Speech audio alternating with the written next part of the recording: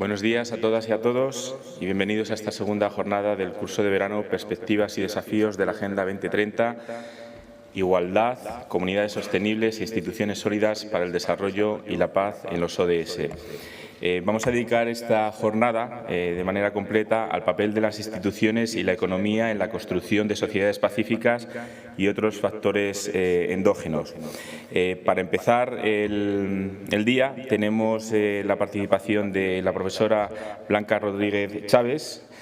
Ella es vicedecana de Relaciones Institucionales, Responsabilidad Social y Empleabilidad de la Facultad de Derecho de la Universidad Autónoma de Madrid y tiene como principales líneas de investigación la protección de los recursos naturales, la valoración del capital natural, los instrumentos jurídicos para vincular el pago por servicio ambiental y la seguridad alimentaria. Es además miembro del Observatorio de Políticas Ambientales. Ha titulado su intervención La economía regenerativa, crecimiento verde para implementar el ODS número 15. Blanca, la audiencia es toda tuya y luego Manuela Mesa pues, hará la moderación posterior para el debate. Muchas gracias por acompañarnos y la audiencia es tuya. Muchas gracias.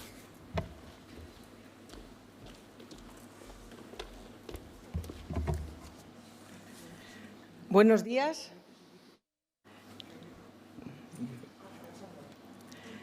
Buenos días. Es un privilegio para mí poder estar en este curso de la Fundación Academia Yuste. Agradezco muy especialmente a los directores de este curso, Juan Manuel Rodríguez Barrigón y Manuela Mesa, que me hayan invitado. Estoy aprendiendo mucho y espero que sea de interés lo que quiero compartir con vosotros. La presentación, como muy bien han indicado, está en el marco de la llamada economía regenerativa, crecimiento verde para implementar el ODS 15. Pero, sobre todo, me he querido centrar en un tema que creo que es capital, que es el papel que tiene la infraestructura verde, el llamado patrimonio verde o patrimonio natural, en la lucha contra el cambio climático. Ese principal papel que tiene la llamada infraestructura verde o el patrimonio natural o patrimonio verde en la lucha contra el cambio climático ha sido claramente significado en los dos enormes acontecimientos que se produjeron en el año 2015, que fue en septiembre la aprobación de los ODS en el marco de la Agenda 2030 y en diciembre el Acuerdo de París, la llamada COP21, el Acuerdo de las Partes contra el Cambio Climático, que se celebró en París en diciembre de 2015, la llamada COP21. Ambos hitos suponen un antes y un después en el camino de la humanidad y esperemos que eso sea así. Así se recibió por toda la sociedad y por los principales actores en este terreno. En los ODS hay un ODS, el 15, que tiene como título promover el uso sostenible de los ecosistemas terrestres, luchar con la desertificación, detener e invertir las degradaciones de las tierras, frenar la pérdida de la biodiversidad biológica. Ya veis que en este ODS claramente se habla de los ecosistemas terrestres, de luchar contra la desertificación, el uso sostenible de estos ecosistemas terrestres y entre ellos pues está, dentro de esos ecosistemas terrestres está la agricultura, están los bosques, lo que en España se denomina monte. En España tenemos un término muy específico para denominar los bosques, que es monte. Y me gusta emplear ese término, es propio de España, es el único país que contempla ese término. Cuando hablo de monte, estoy refiriéndome a lo que se llama en otros países bosque, en el resto de los países. Por lo tanto, hay un ODS dirigido claramente a la gestión sostenible de los ecosistemas naturales, como uno de los mecanismos que hay para lograr ese desarrollo sostenible. En la COP21, que se celebró, como os digo, en el mismo año, pero en diciembre de 2015, aún se es mucho más riguroso y más exhaustivo a la hora de contemplar el papel de la naturaleza en la lucha contra el cambio climático y, sobre todo, el papel de los montes, de los bosques. En el artículo 5 del Acuerdo de París, de la COP21, claramente se menciona los montes, los bosques, como terrenos, como ecosistemas claves para la lucha contra el cambio climático. Es más, es el único sector que se menciona en la COP21 como tal, los bosques, el sector forestal. ¿Por qué? Pues porque los bosques tienen una funcionalidad, un efecto benefactor, que es de grandísima envergadura.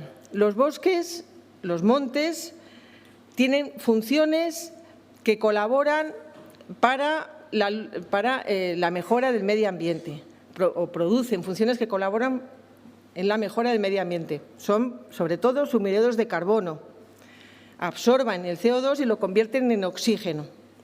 Además de ser sumideros de carbono, pues también son bancos de biodiversidad, como sabéis. Retienen el agua, mejoran el recurso hídrico, retienen el agua, pero no solo retienen el agua, sino que también mejoran la calidad del agua, que es lo más importante, porque podemos tener agua, pero si no hay calidad de agua para poder beberse, pues no sirve de nada. Entonces, la principal función que tienen los bosques es que mejoran la calidad del agua. No solo retienen el agua, sino que mejoran la calidad del agua. Importantísimo. Evitan la erosión. Esas son las funciones ambientales, pero también tienen funciones sociales. Uso recreativo, paisaje, cultural. Identifican, ¿no?, un paisaje, claramente un monte. Por supuesto, toda la función que puede suponer para la retención o la fijación de población en el medio rural. Turismo.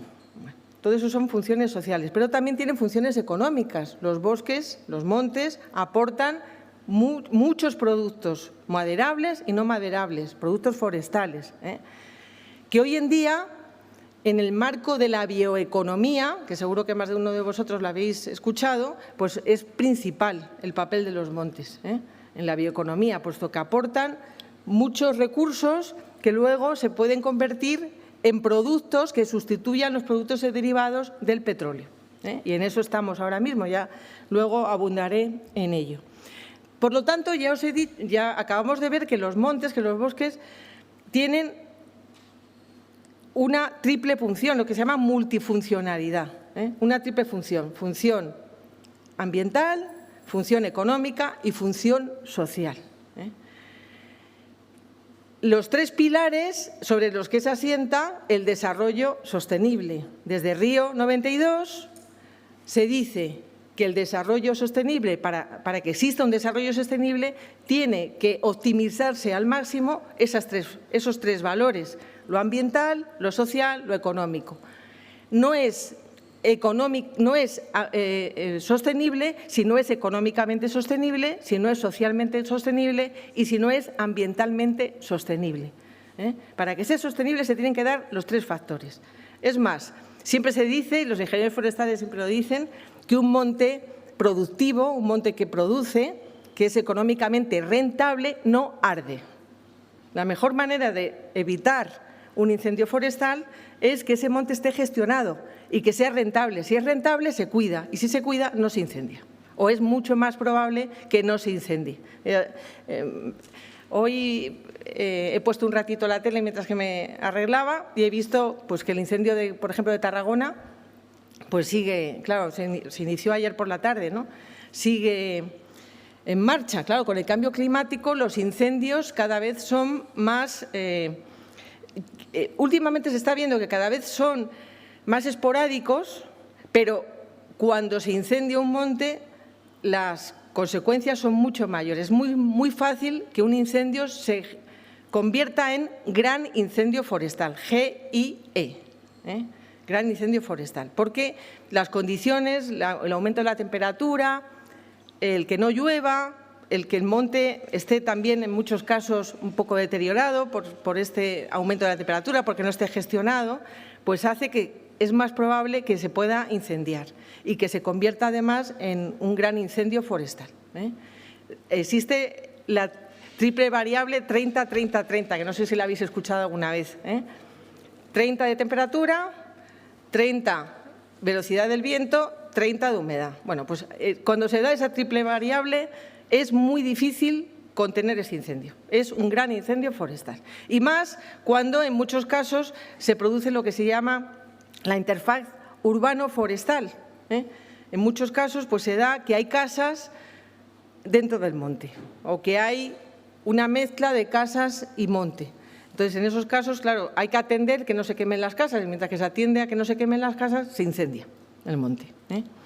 Bueno, pues por todos estos factores es verdad que se están reduciendo los incendios forestales, pero cada vez se da con más frecuencia grandes incendios forestales. Y eso está ocurriendo en España, pero está ocurriendo también en otros países, ¿no? Como en California, bueno, ya sabéis, ¿no? En los países del Mediterráneo pues estamos en una situación que es un clima muy parecido al de California, en una situación grave.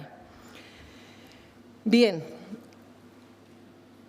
entonces, reconduciendo el asunto, en la COP21 y en los Objetivos de Desarrollo Sostenible, los bosques, como gran ecosistema natural, están en el punto de mira.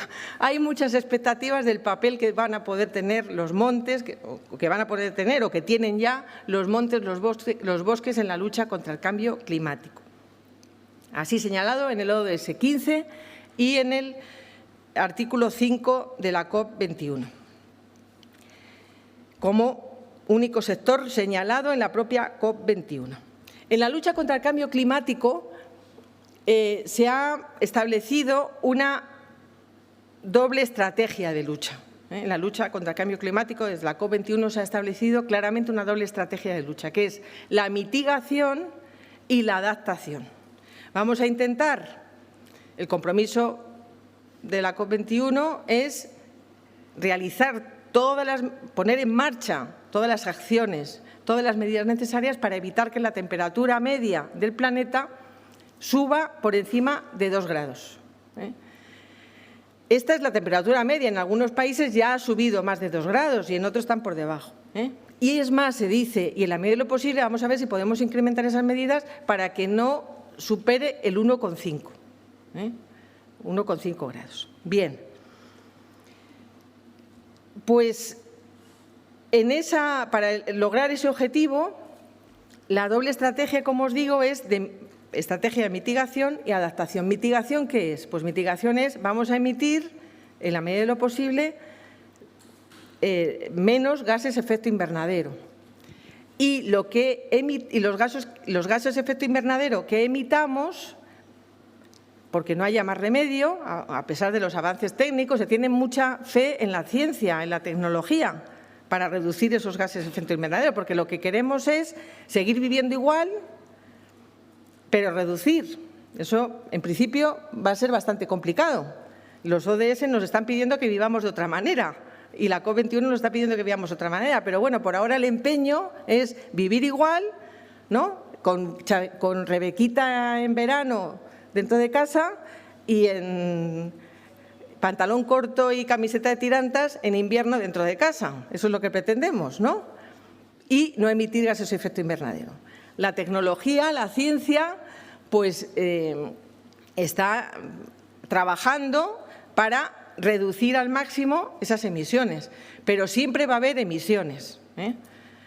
Y, por supuesto, si no cambiamos de tipo de vida, en esas emisiones no vamos a lograr reducirlas al punto que tenemos que reducirlas.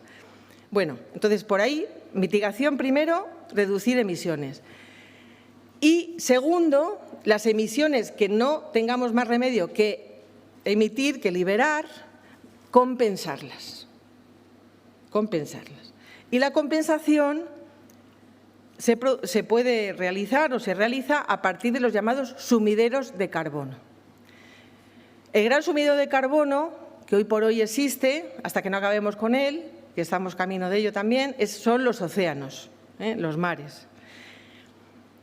Y muy seguido de los océanos y de los mares están los montes, los bosques. Son los grandes sumideros de carbono.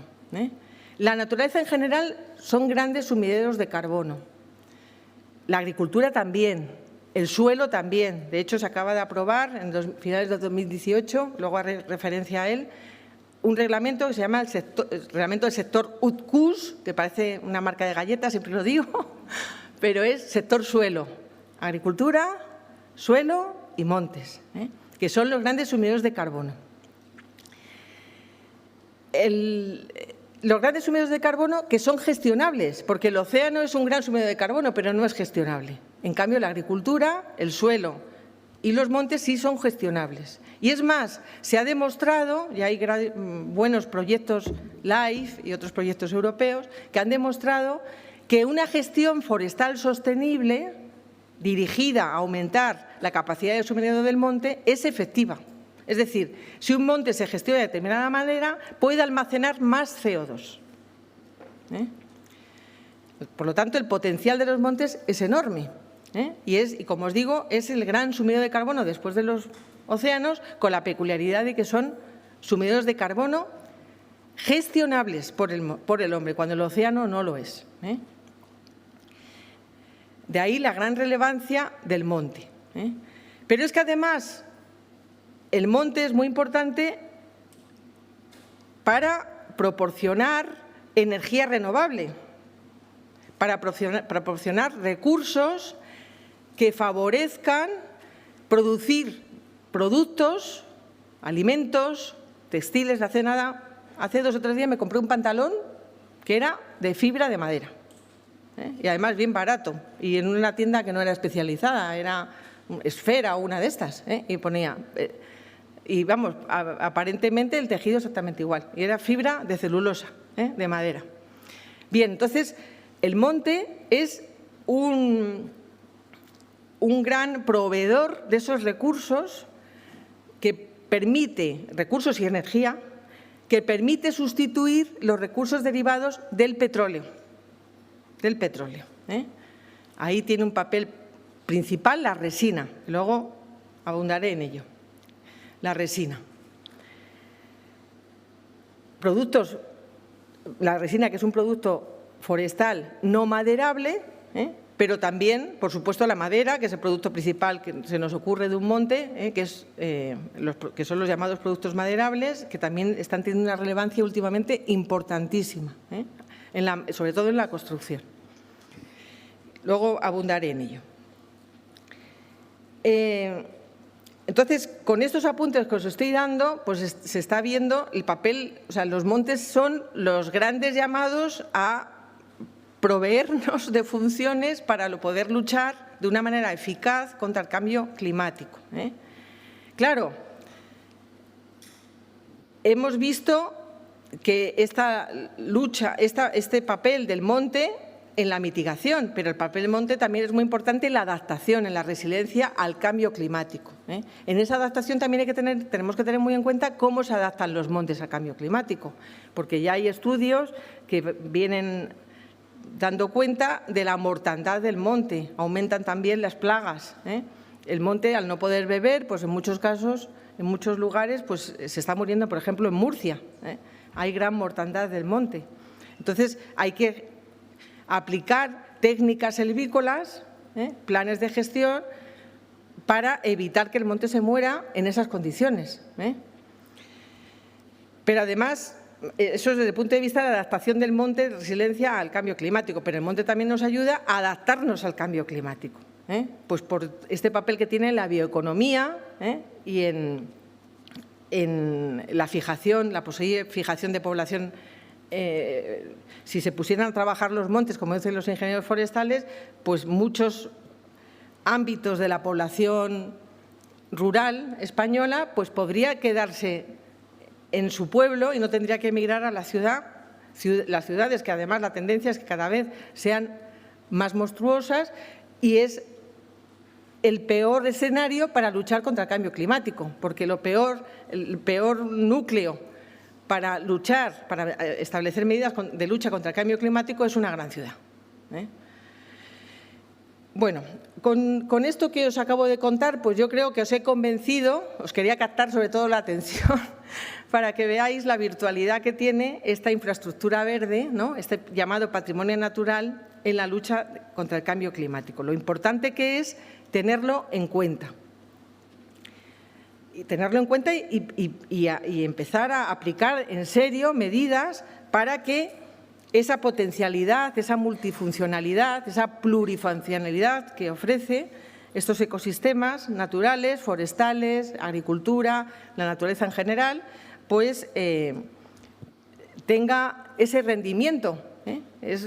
Lo cierto es que es la palanca que nos puede ayudar a una lucha efectiva contra el cambio climático.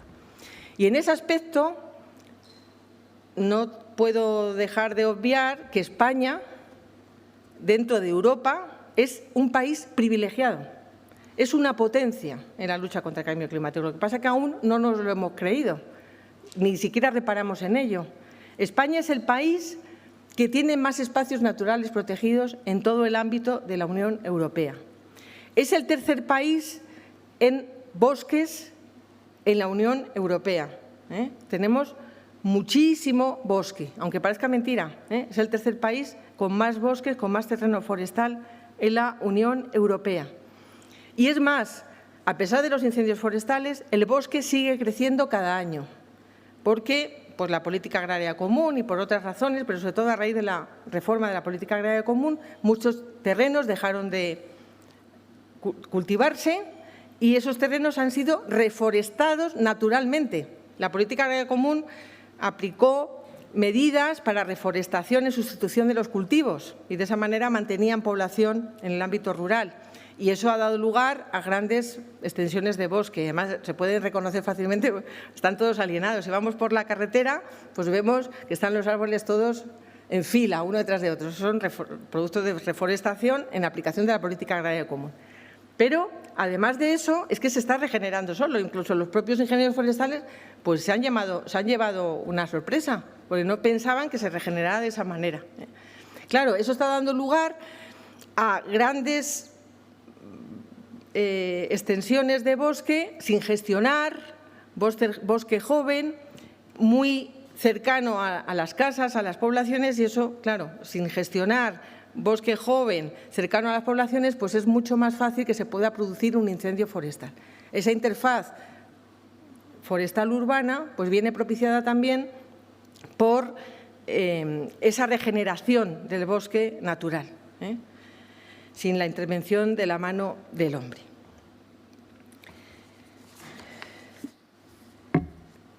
Bueno, hemos dicho que los bosques tienen, por lo tanto, un papel muy relevante en la lucha contra el cambio climático, tanto desde el punto de vista de la mitigación y de la adaptación.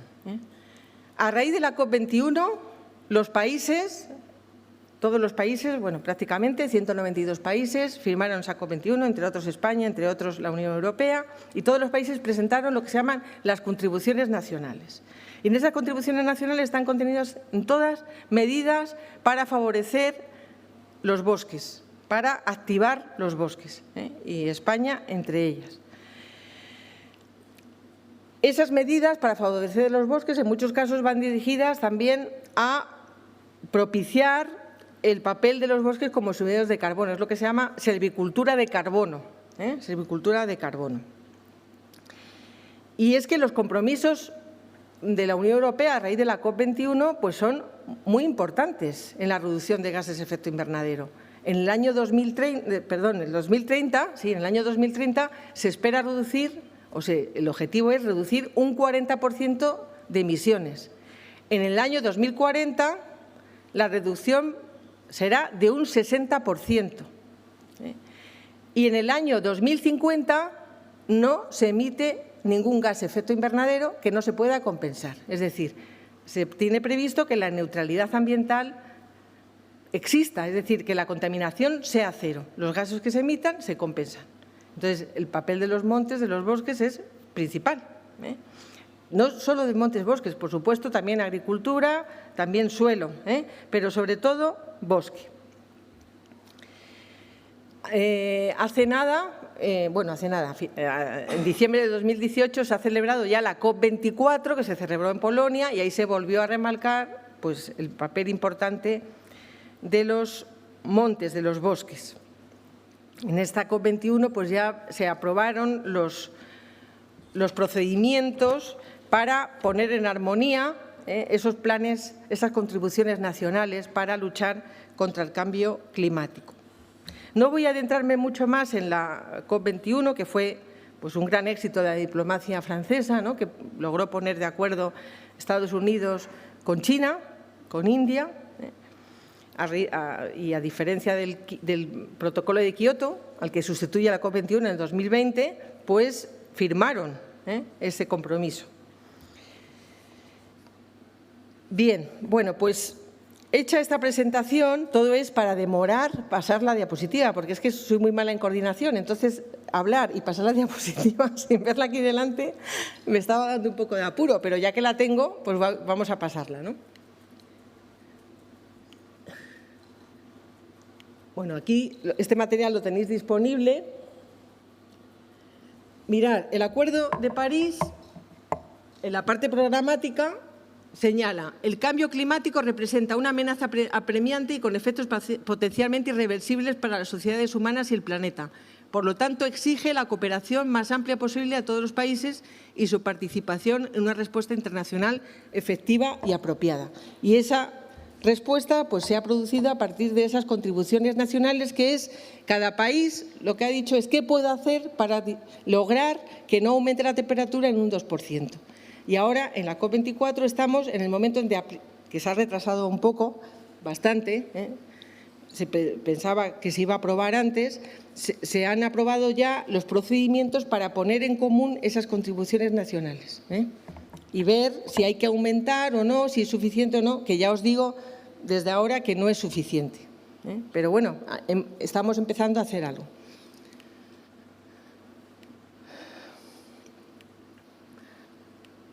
Bien.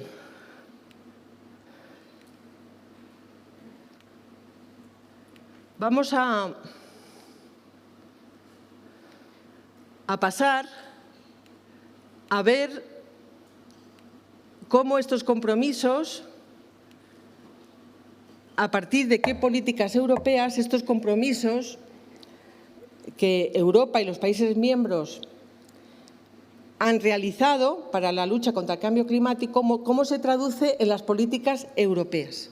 ¿Qué políticas europeas podemos identificar como políticas que favorecen la conservación, la mejora de esa infraestructura verde, de ese patrimonio natural, de la agricultura, de los terrenos agrícolas, del bosque, del suelo?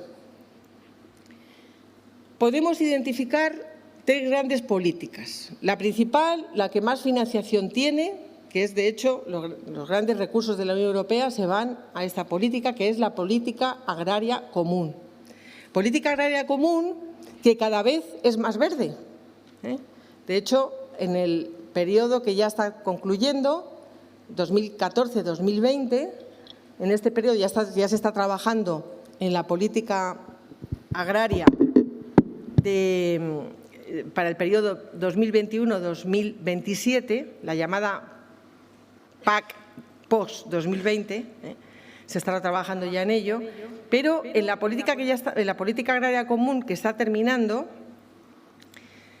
se vio claramente cómo las medidas que se incluían en los reglamentos que regulan esta política agraria común para este periodo 2014-2020 se tenían muy en cuenta el papel de la agricultura, de los bosques, en la lucha contra el cambio climático, en el desarrollo sostenible y en las políticas de clima. Y eso se vio muy claramente en el Pilar 1, que fue una gran innovación, el Pilar 1 de la Política Agraria Común, y en el Pilar 2. La Política Agraria Común de la Unión Europea se reconduce a dos grandes pilares. El pilar 1 es lo que se llama pago directo o pago básico, es lo que se paga a los agricultores por cultivar determinadas hectáreas de terreno. Y el pilar 2 es lo que se llama desarrollo rural. Son todas las políticas encaminadas a implementar medidas para el desarrollo rural. En la política agraria común, el pilar 1, la financiación es toda europea, cosa que va a cambiar con el Brexit. Parece ser que ya va a haber cofinanciación también de la Unión Europea con los Estados. Estamos en esa negociación. Y en el pilar 2, la cofinanciación la financiación es europea y nacional. Existe, por lo tanto, lo que se llama cofinanciación, es dinero europeo y nacional. Pues bien, en el pilar 1 se incluyó como gran avance en esas medidas para favorecer el patrimonio natural por su efecto benefactor, ¿no?, en el desarrollo sostenible y en el clima. Se introdujo lo que se llama greening, que alguna vez lo habréis oído, ¿no? Greening o pago verde. Greening o pago verde es un pago anual adicional al pago directo que se da a los agricultores para que introduzcan medidas que favorezcan el desarrollo sostenible, que favorezcan el clima, que favorezcan el medio ambiente.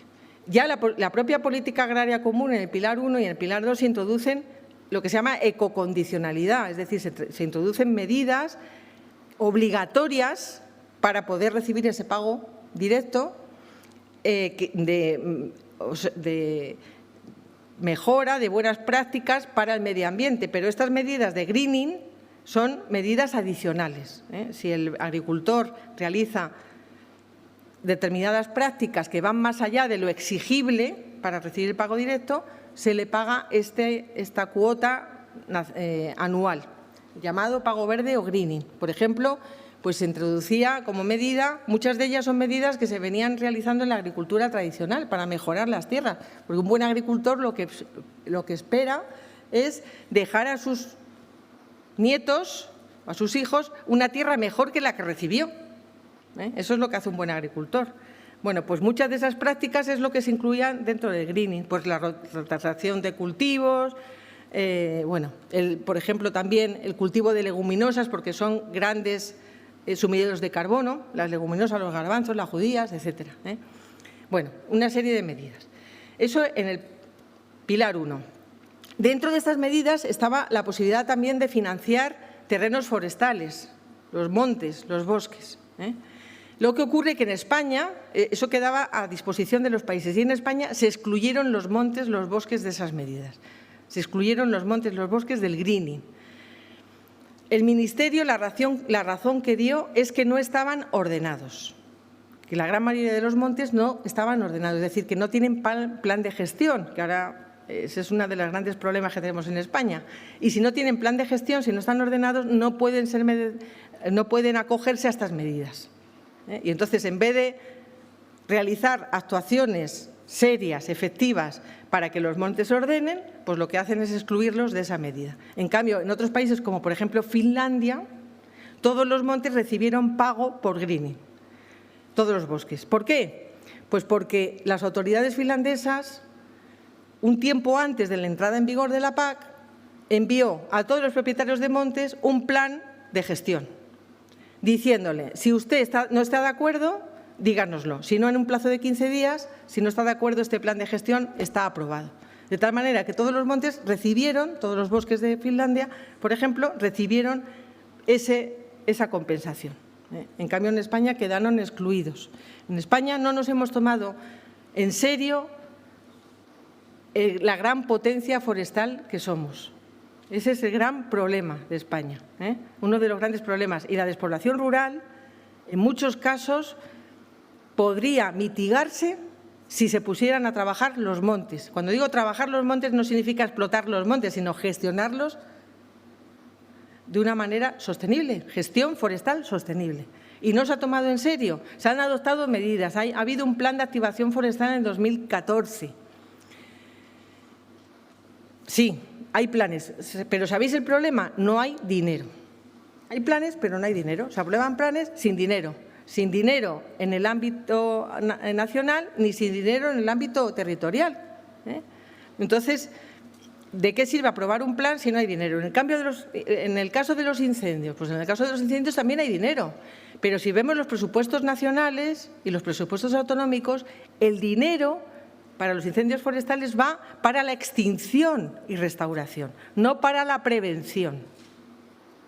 Las grandes partidas de dinero es para extinción de los incendios y restauración del terreno, pero no para la prevención. ¿Y cómo se previene? Con gestión forestal. Y además, esa gestión forestal posibilitará mayor riqueza, posibilitará poder poner en marcha en serio una bioeconomía forestal, riqueza para esas poblaciones y asentamiento rural, fijación de población rural.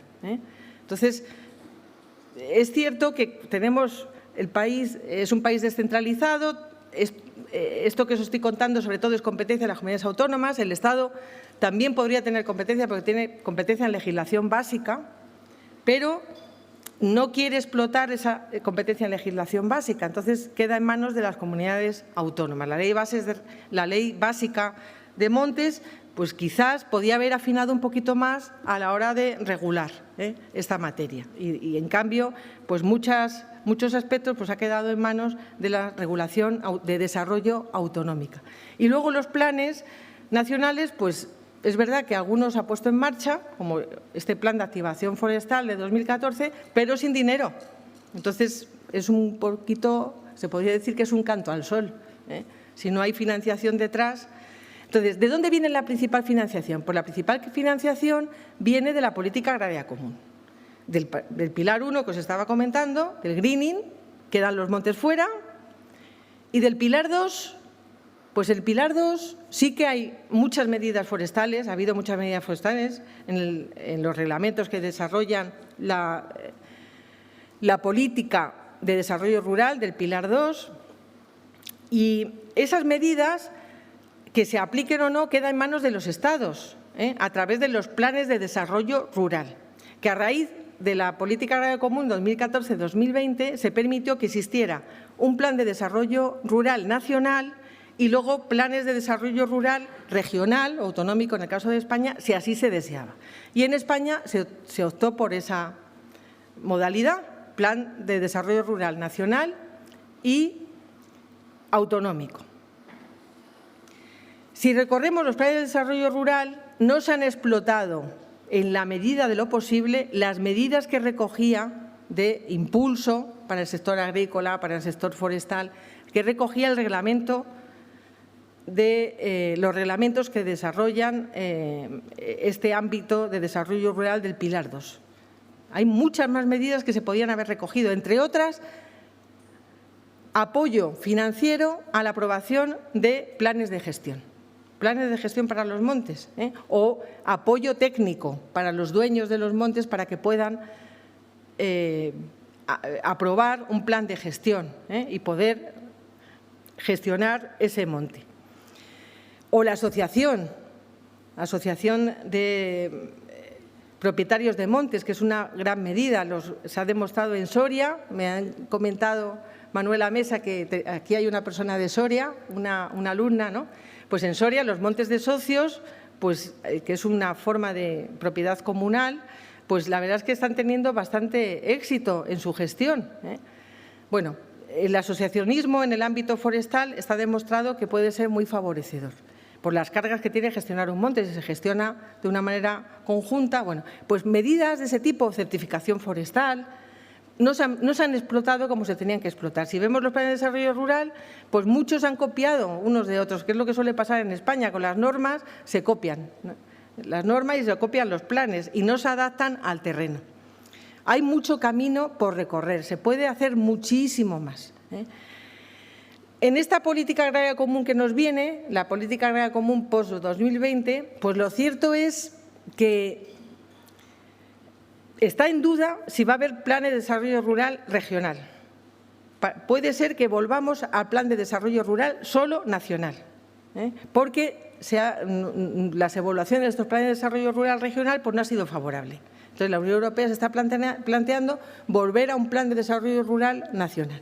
Veremos en qué queda esto. Si se vuelve a mantener estos planes de desarrollo rural regional, pues a ver si es verdad que nos damos cuenta del potencial que tiene.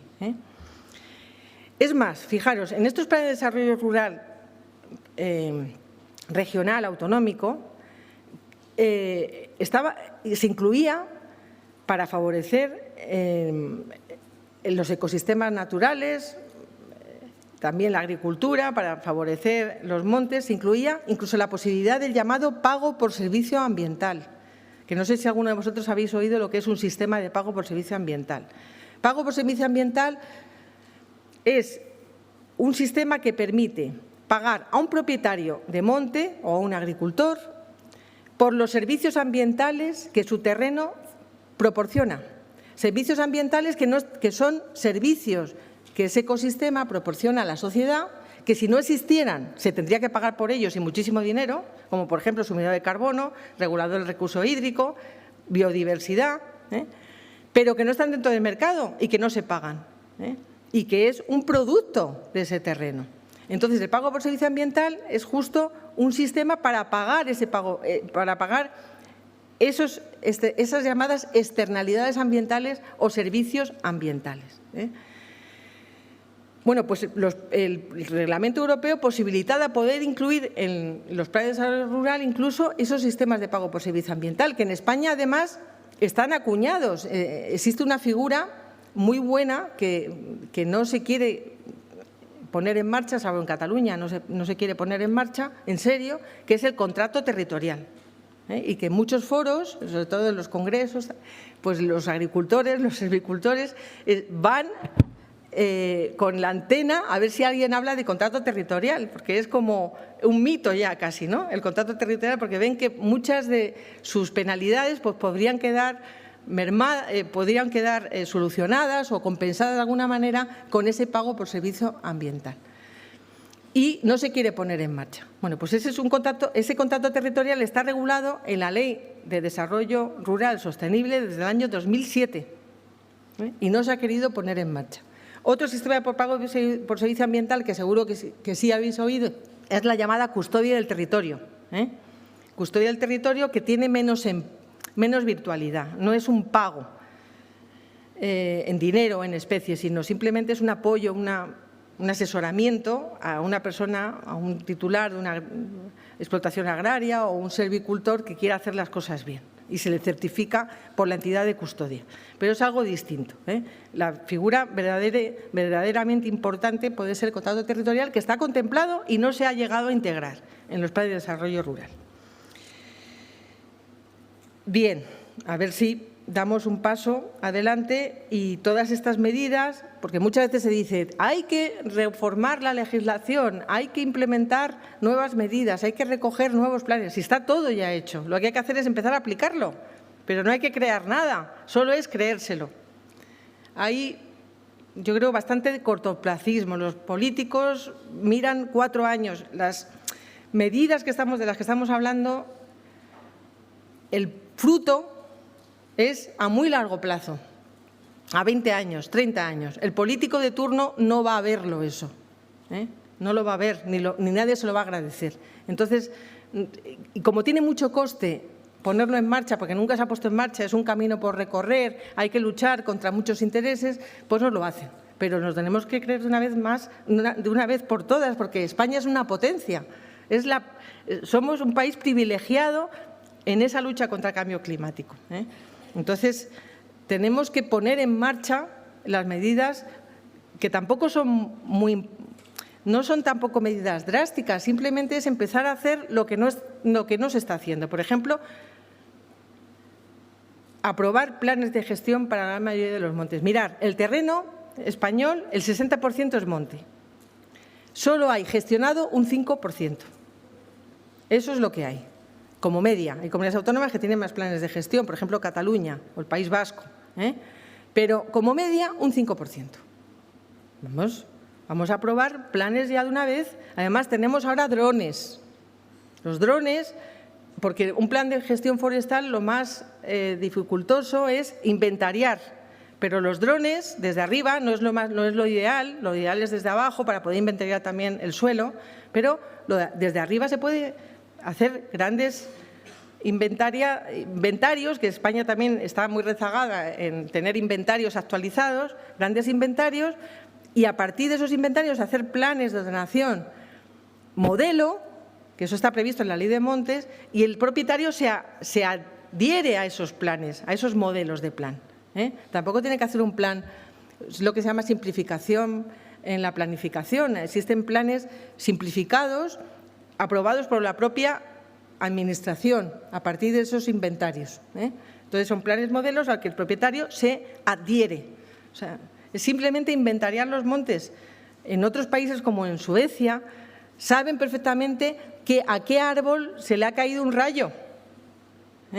O sea, tienen casi nombre los árboles, están inventariado todo. Y en Francia, en ese aspecto, el País Vasco es ejemplar. En un congreso forestal que estuve en Vitoria, fuimos en una excursión de campo y vimos cómo los trasmochos, que son árboles muertos, hayas muertas, los tienen inventariados y es veneración. Pues esa veneración que hay en el País Vasco por sus montes, eso tendríamos que tenerlo en toda España.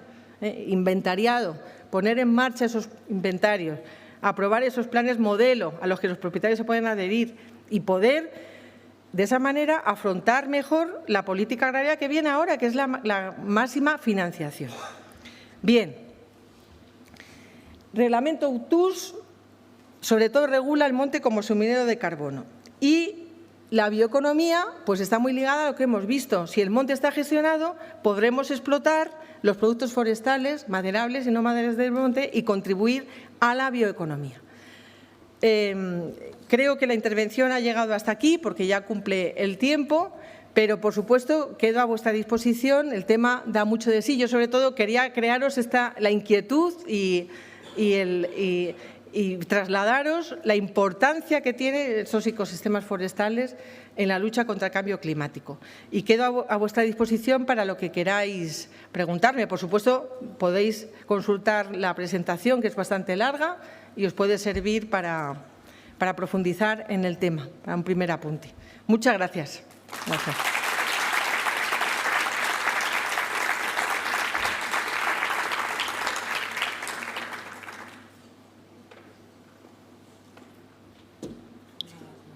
Muy bien.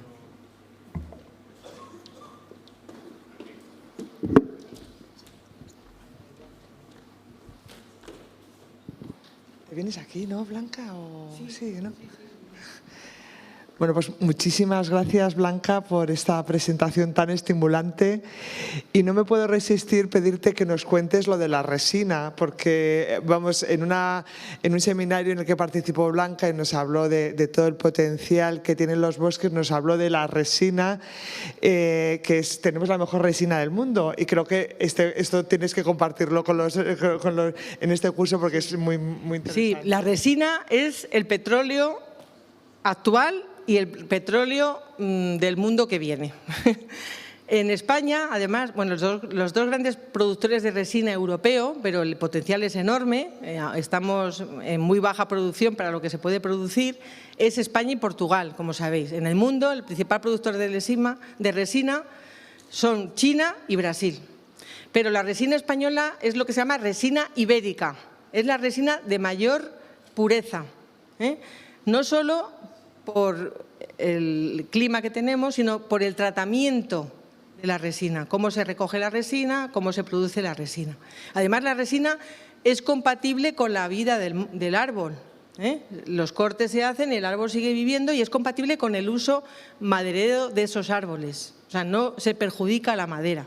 Claro, por supuesto, requiere de una gran formación. El proceso para ser resinero es de 2 años, 2-3 años, para poder saber ojear un árbol, saber por dónde hay que hacer el corte y saber hacer bien el corte. Y, por supuesto, tiene que haber una forma física muy importante porque es una actividad dura. Pero el precio de la resina cada vez sube más y la demanda de la resina es enorme. Porque todos los productos derivados del petróleo se pretenden que se sustituyan por productos derivados de la resina.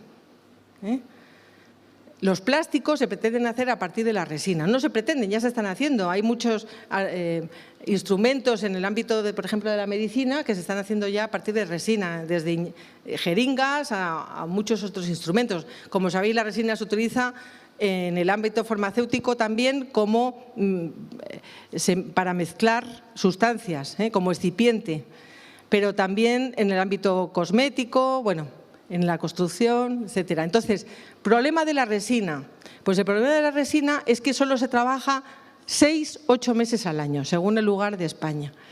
Y los otros meses no hay ningún medio de pago económico, ni tampoco puedes estar de alta en la seguridad social.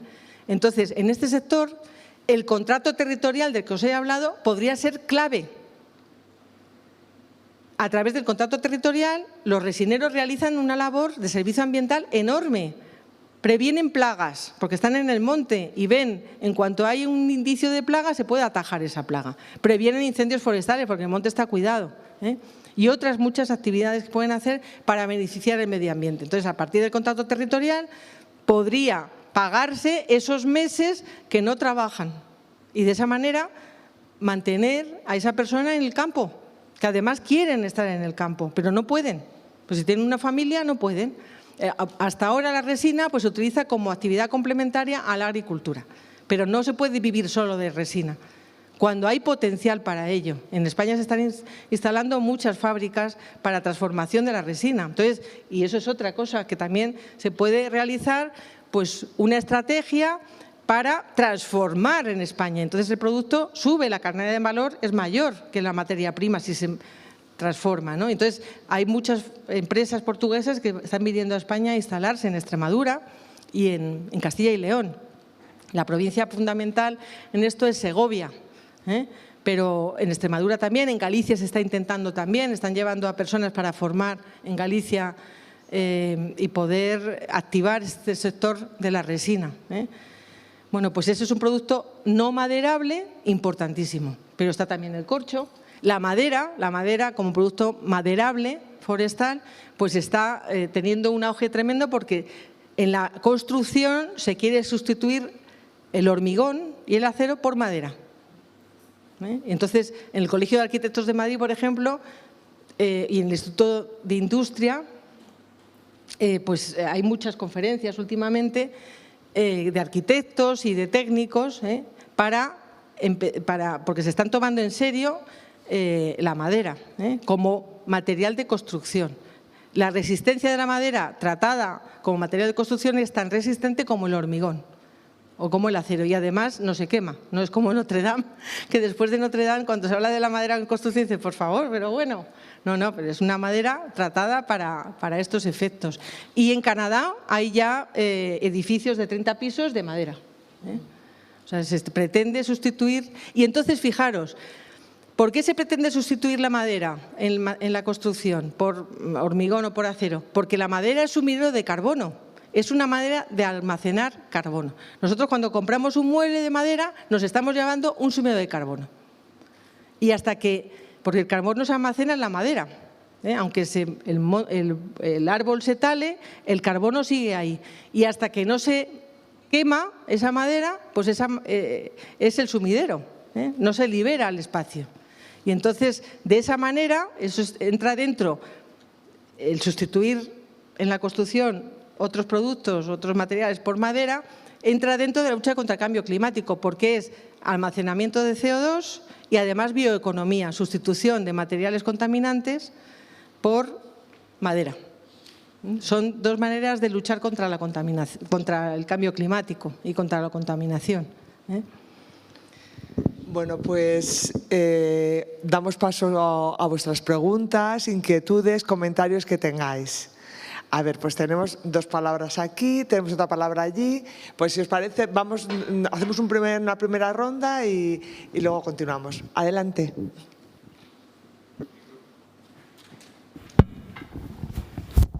Buenos días, muchas gracias por la conferencia, me encantó.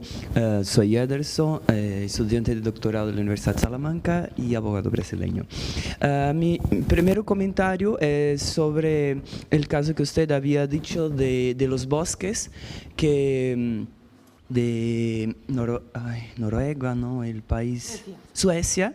Eso sería el uso de economía conductual, es por gestionar por defecto, es decir, el gobierno decide políticas públicas y por defecto usted ya está automáticamente dentro, como la donación de órganos.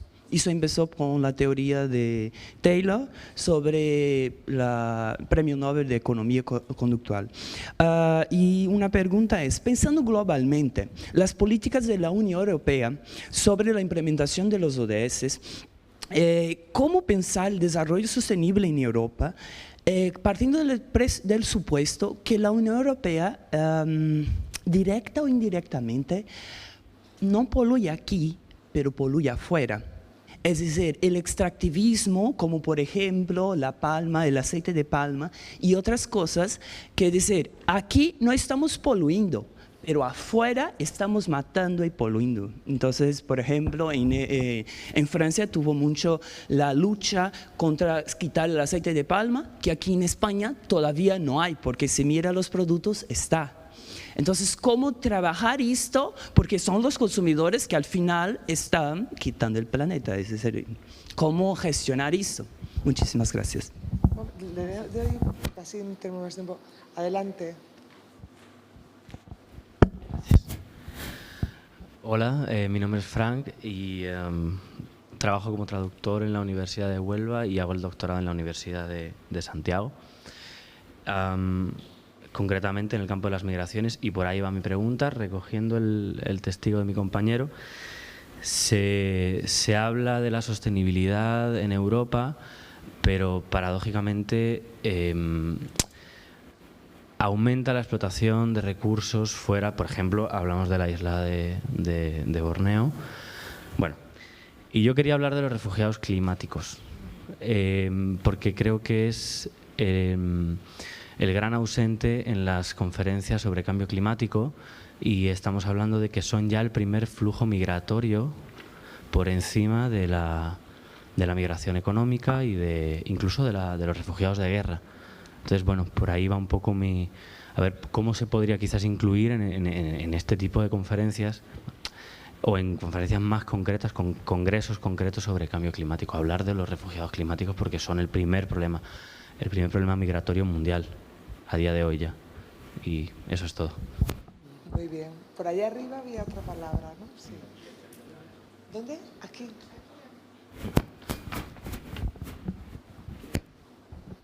Buenos días, soy Marilia, soy brasileña.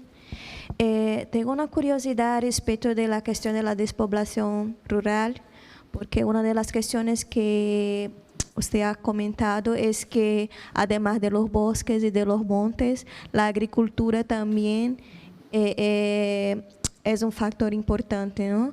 Entonces, ¿cómo la despoblación rural puede afectar la cuestión del cambio climático y cómo políticas de repoblación puede también afectar de manera negativa o positiva?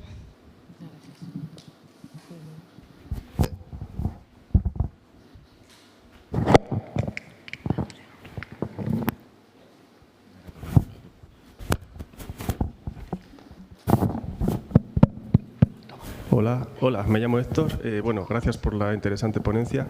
Mi pregunta iba hacia el tema de gestión, de incendios. Sobre todo se ha hablado de grandes incendios.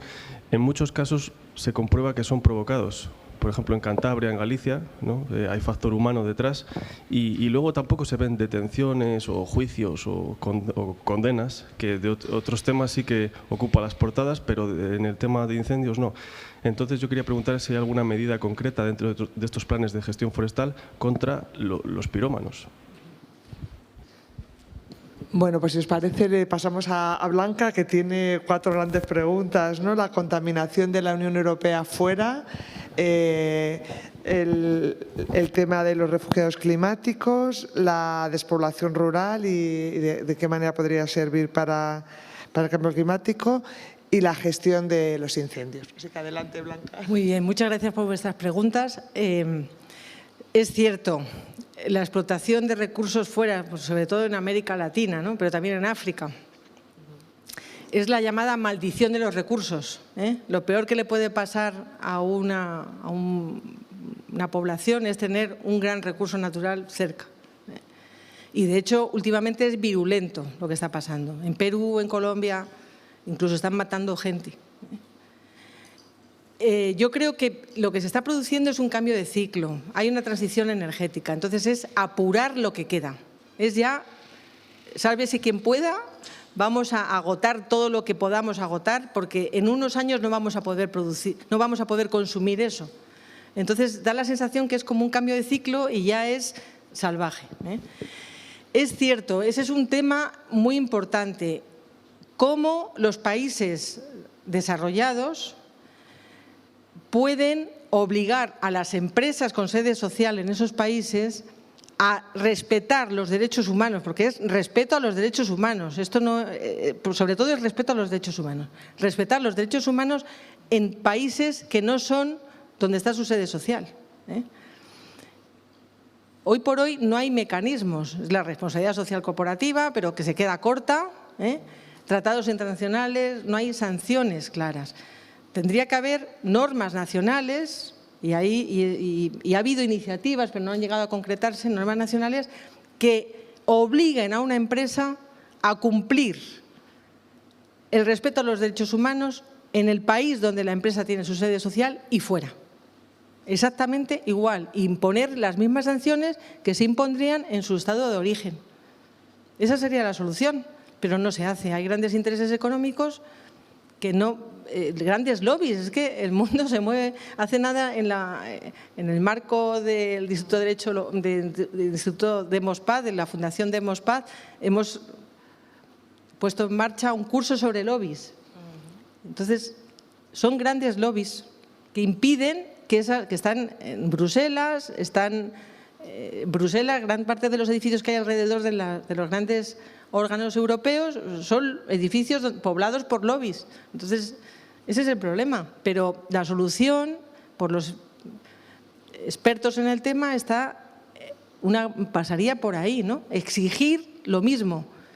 Ya actúe esa empresa en su país de origen o fuera, ¿eh? Pero es cierto que se está dando pues un recrudecimiento de esa explotación salvaje. Es una contradicción tremenda, ¿no? Eso es cierto, porque además es una casa común, como dice la encíclica Laudato Si del Papa, ¿no? Estamos en la casa común, entonces lo que se haga en Colombia influye en el resto del mundo, igual que lo que hagamos en España. Aquí no hay puertas, no hay compartimentos estancos ninguno. Estamos en un planeta, el otro día escuchaba a un astronauta, ¿no?, de los primeros españoles, López Alegría, ¿no?, que desde el espacio decía lo bonito que es la Tierra, ¿no?, que no hay fronteras y paz. O sea, justo todo lo contrario. Cuando estamos aquí, no la visión, dice que te cambia totalmente. Pues no hace falta que nos vayamos a dar una vuelta por el espacio, que es muy caro. O sea, no, podemos hacer un ejercicio ya aquí, en Guadalupe, además, con este panorama tan bonito que tenemos, ¿no? O sea, es algo que no nos puede entrar a la cabeza, pero es lo que está pasando. Sí, sobre las migraciones climáticas, pues es cierto que ya se está comprobando que existen en muchos casos estas migraciones.